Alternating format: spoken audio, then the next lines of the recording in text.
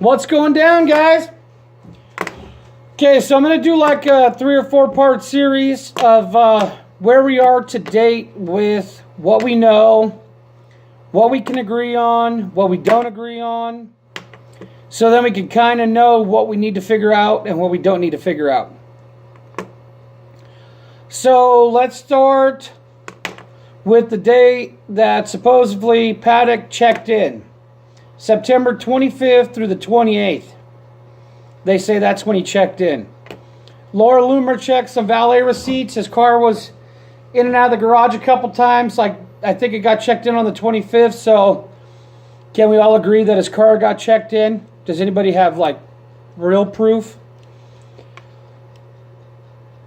So Paddock's there.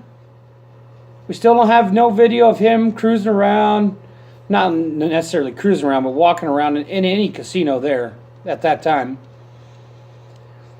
So then October 1st shows up. The Route 91 Harvest concert's going on. Jason Aldean's playing. A few minutes before 10, the single shots ring out.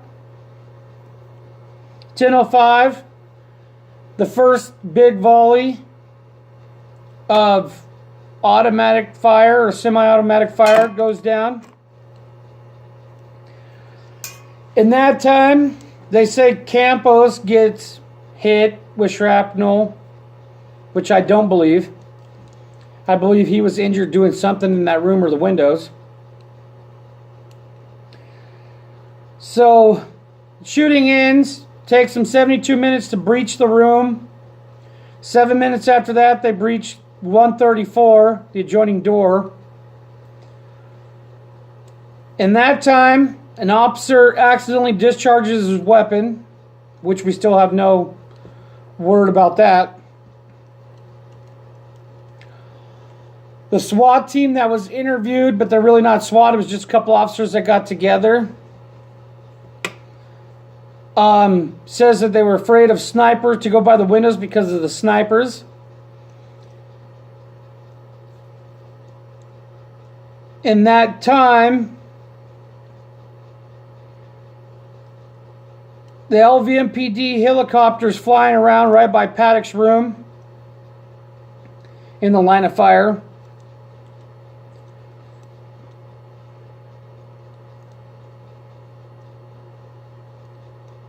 Right after the same evening, they do the briefings. They said no, he's not tied to ISIS or any group like that or Antifa.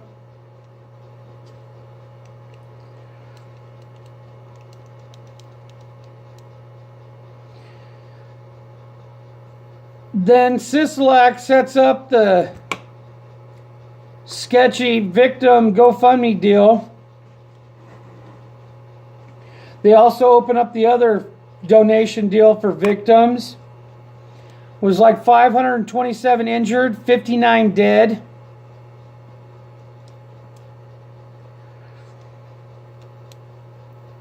They find people dead far away.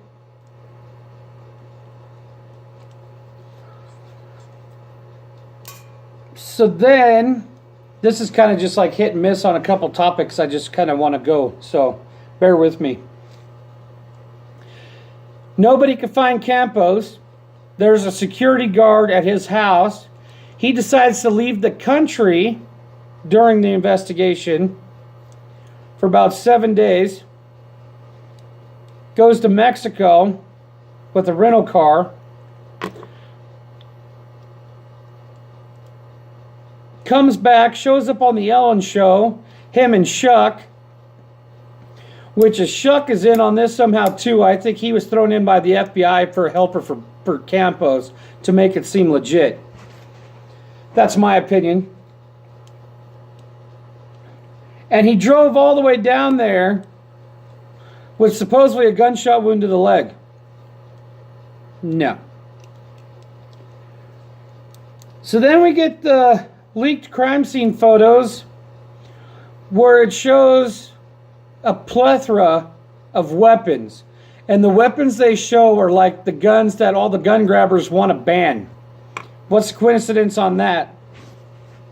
And why so many weapons? He didn't even need... Why pack all the extra stuff up to the room if he was going to be the one shooting for one person? Ask yourself that question. It's not needed. Because Paddock was dead before the shooting started in my book. Unneeded hammer was there, a CPAP machine. He was wearing gloves. What if he was the one doing this? What's the point? There is no point.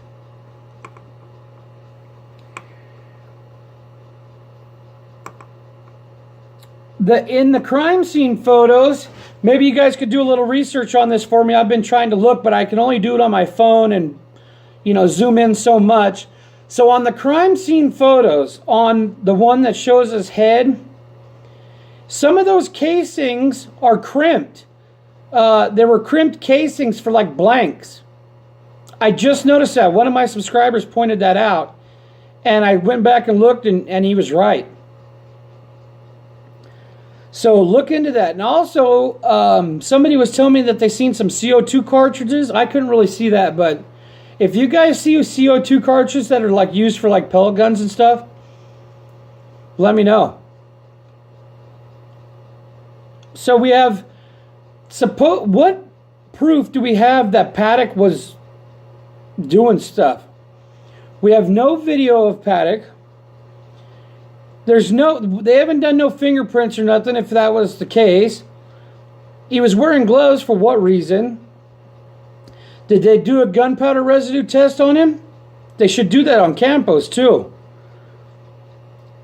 So, it's already 7 minutes in, so that was just my part one.